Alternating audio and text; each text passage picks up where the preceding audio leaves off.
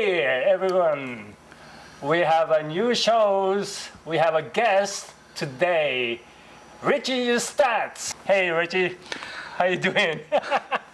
Hey Chosei. Chosei, you're one of my best and longest friends I've known.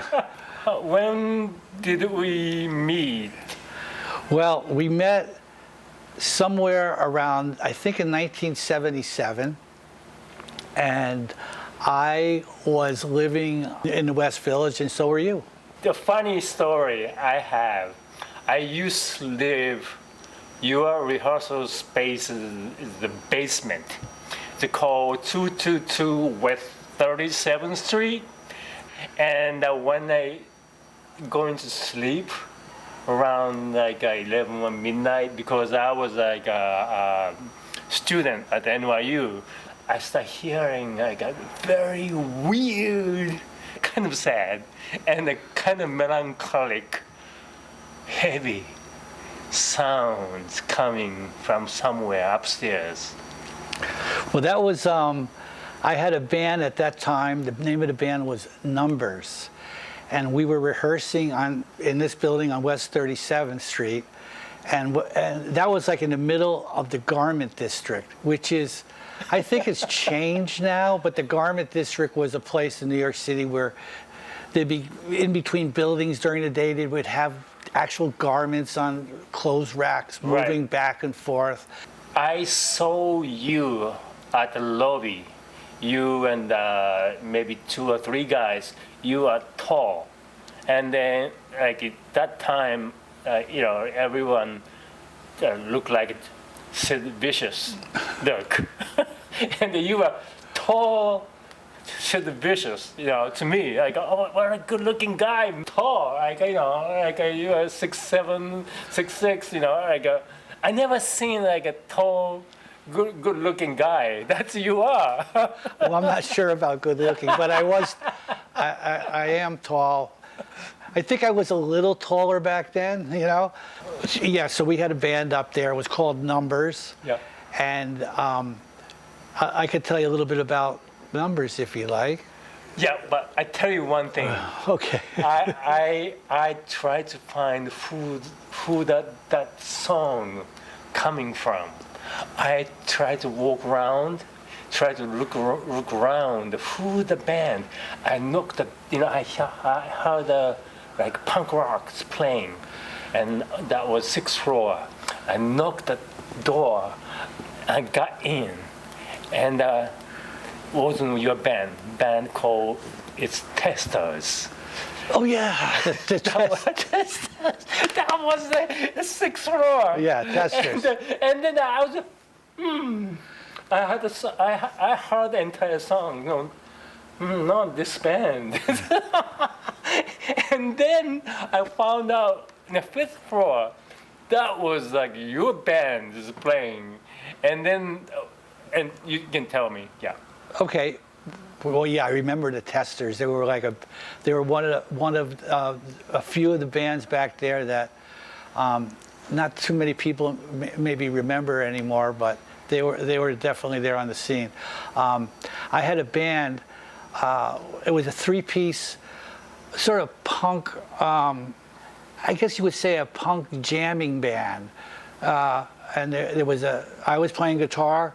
We had a singer, bass player named Michael David, and a drummer called Roy Stewart. Michael David, that's the last name? His name was, at the time, was Michael Singer. Yeah, I know that, yeah. But he changed his name. He's a painter, and he changed his name to Michael David. Oh, okay. Yeah, his middle name was David, so he changed it to Michael David. Right. Michael Singer, I remember.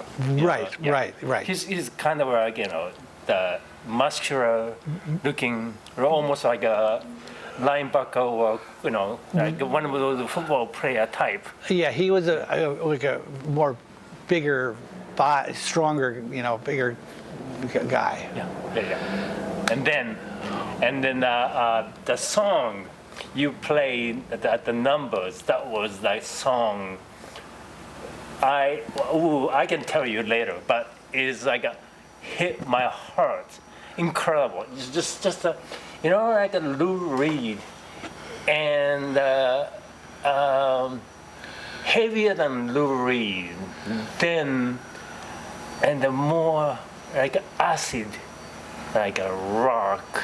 It sounds, and also guitar distortions. Everything is different. That song, the title was Ain't Gonna Win. That time I felt like I ain't gonna win. Yeah, the song was Ain't Gonna Win, and oh, I don't want to. It was a great song. It was kind of a combination of there was a blues riff in, but mixed with punk. And many years later, somebody turned me on to Motorhead, and not many years later, a few years later, on Motorhead, and I said to myself, Jesus, they're kind of playing stuff that like ain't gonna win. Because it wasn't just punk. It was.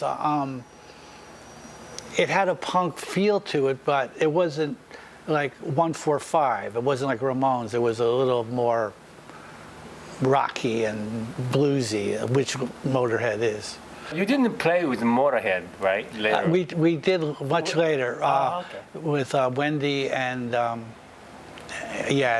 Wendy, Wes, and myself. Uh-huh. We kind of combined bands and we did a recording. Ah, okay. Yeah. Numbers. 37th Street, and how became Plasmatics, how I got into the Plasmatics. Let's start talking about. We had the numbers, and we did a loft party on Greenwich Street in Manhattan. We invited our drummer. Here's a very quick story. Our drummer was working at this Show World Theater on 8th Avenue and 42nd Street. Right. And it's a notorious place. Like everyone our age knows like what the show place was. Show World. I'm sorry. Yeah, so Show World was like it was